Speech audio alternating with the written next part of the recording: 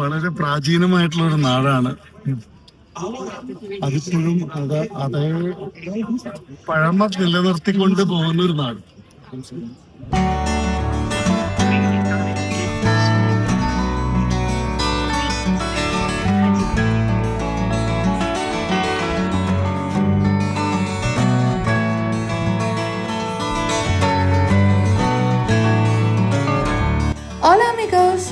എന്നുണ്ട് എല്ലാവർക്കും സുഖമെന്ന് പ്രതീക്ഷിക്കുന്നു.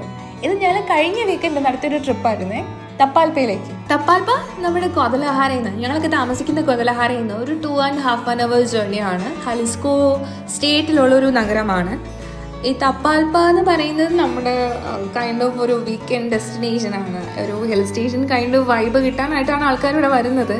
പക്ഷെ നമ്മൾ വന്ന സമയം അത്ര ശരിയല്ല എന്ന് പറഞ്ഞു. മാർച്ചിലായിരുന്നു, ഭയങ്കര ചൂടായിരുന്നു. അത് കാരണം അത്ര കൂൾ വൈബ്, നമുക്ക് മൂന്നാർ വൈബ് അത്ര അടിച്ചില്ല. Still it was nice. So നമ്മുടെ തപ്പാൽപ്പ എന്ന് പറയുന്ന നഗരത്തിൻ്റെ പേര് തന്നെ വന്നത് തപ്പാൽപ്പ എന്ന് പറഞ്ഞൊരു വാക്കിൽ നിന്നാണ്. ഇതിൻ്റെ അർത്ഥം നിറങ്ങളുടെ നാടെന്നാണ്. സോ ഭയങ്കര കളർഫുള്ളാണ്, ഇവിടെ പറയാണ്ടിരിക്കാൻ പറ്റില്ല. പിന്നെ മെക്സിക്കോ നിങ്ങൾക്ക് എല്ലാവർക്കും അറിയാം, ഒരു സ്പാനിഷ് കോളനി ആയിരുന്നു. സോ ഈ നഗരത്തിൻ്റെ ഉത്ഭവവും ഈ ഫ്രാൻസിസ്കൻ സന്യാസിമാരിവിടെ വന്നു ഒരു പള്ളി പണിതു, അതിനുശേഷം ഒരു ഫാക്ടറി ഉണ്ടായി.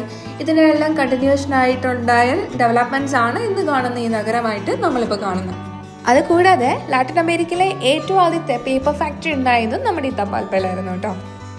നമ്മൾ റെസ്റ്റോറൻറ്റിലേക്ക് വന്നിരിക്കുകയാണ്. പ്രാചീന കാലത്തെ റെസ്റ്റോറൻറ്റ് ആയതുകൊണ്ട് പ്രാചീനമായ ഫുഡുകൾ കിട്ടുമെന്ന് നമുക്ക് നോക്കാം. തള്ളി മറിക്കണ എന്ത് കിട്ടുന്നൊന്നും അറിയില്ല.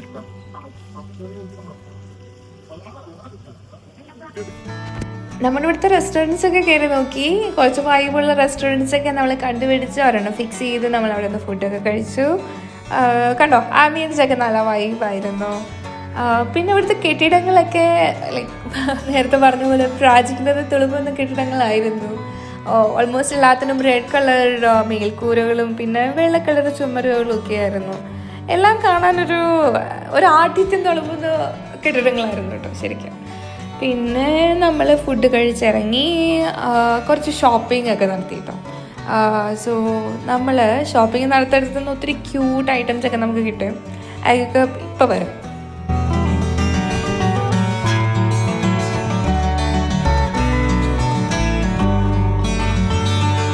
പിന്നെ പറയാൻ പറഞ്ഞു, ഞാനിവിടുന്ന് ഒരു തമാലിസ് ട്രൈ ചെയ്തിട്ടുണ്ടായിരുന്നു. പൈനാപ്പിളിൻ്റെ തമാലിസ് ആയിരുന്നു. സോ ഫസ്റ്റ് ടൈം ആയിരുന്നു ഞാൻ ട്രൈ ചെയ്യണേ. ഷോർട്സിൽ ഞാൻ ഇട്ടിട്ടുണ്ട്. സോ ഇവിടെ തമാലിസ് എന്ന് പറയുന്നത് നമ്മുടെ കൈൻഡ് ഓഫ്, എനിക്ക് ഫീൽ ചെയ്യുന്നത് ഒരു ഇഡലിയുടെ ടേസ്റ്റാണ്. എല്ലാവർക്കും ഇങ്ങനെയാണെന്നൊരു നിർബന്ധമില്ല കേട്ടോ. ഞാൻ കഴിച്ചിട്ടുള്ളത് ചിക്കൻ്റെ തമാലിസും പിന്നെ കുറച്ച് ഇങ്ങനത്തെ ഐറ്റംസ് ഒക്കെയാണ്. സോ തമാലിസിൻ്റെ അകത്ത് പൈനാപ്പിൾ പ്ലസ് കുറച്ച് ഡ്രൈ ഫ്രൂട്ട്സ് ഒക്കെ ഉണ്ടായിരുന്നു. എനിക്ക് സംഭവം ഇഷ്ടപ്പെട്ടായിരുന്നു. സോ ഇവിടെ നമ്മൾ ഇങ്ങോട്ട് ടൂർ എടുക്കാൻ പറ്റും. സോ ഇവിടെ നിന്ന് നമുക്കൊരു വാട്ടർഫാൾസ് ഉണ്ട്, പിന്നെ ഒരു ഹൈക്കിംഗ് ലൈക്ക് ഒരു സ്ഥലമുണ്ട്. അങ്ങോട്ട് പോകാനുള്ള ടൂർ എടുക്കാനായിട്ട് ഞങ്ങൾ അന്വേഷിക്കുകയായിരുന്നു. സോ പക്ഷേ അന്നത്തെ ദിവസം നമ്മൾക്ക് ടൂർ അവൈലബിൾ അല്ലായിരുന്നു. സോ ഡീറ്റെയിൽസൊക്കെ ഇവിടെ നമുക്ക് കാണാൻ പറ്റും. ഇതൊക്കെയാണ് ഇവിടെ നമുക്ക് കാണാൻ പോകേണ്ട ലൊക്കേഷൻസ്. പിന്നെ 2001 നമ്മുടെ മെക്സിക്കൻ ഗവൺമെൻറ് ടൂറിസം പ്രദേശങ്ങളുടെ ഉന്നമനത്തിനായിട്ട് പുയബ്ലോ മാജിക്കോ എന്ന് പറഞ്ഞൊരു പ്രോഗ്രാം സ്റ്റാർട്ട് ചെയ്തിട്ടുണ്ടായിരുന്നു. അപ്പോൾ നമ്മുടെ തപ്പാൽപ്പ ഇതിൽ പെടുന്ന ഒരു പ്രദേശമാണ്.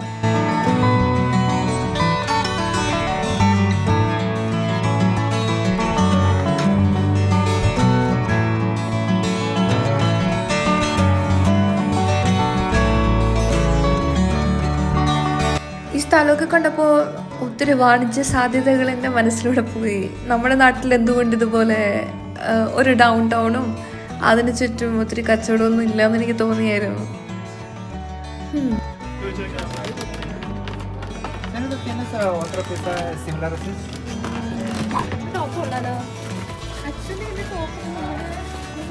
ഈ പാർക്ക് ചെയ്തിട്ട് പോസ്റ്റായി നിൽക്കുന്ന ചേട്ടന്മാർ, ചേട്ടൻ 1, ചേട്ടൻ 2, ചേട്ടൻ 3 നീണ്ട.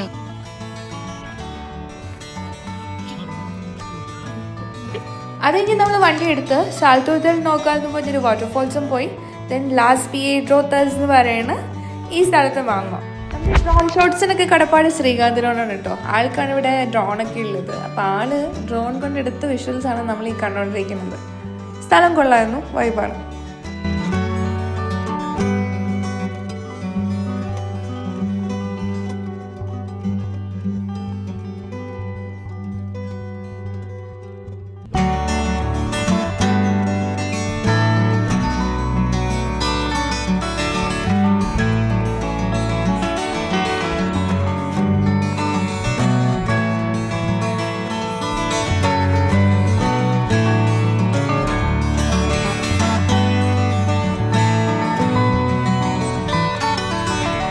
അപ്പോൾ അത്രേ ഉള്ളൂ. നമ്മുടെ തപ്പാൽപ്പയുടെ വ്ളോഗ് ഇത് ഇപ്പോൾ തീരും കേട്ടോ.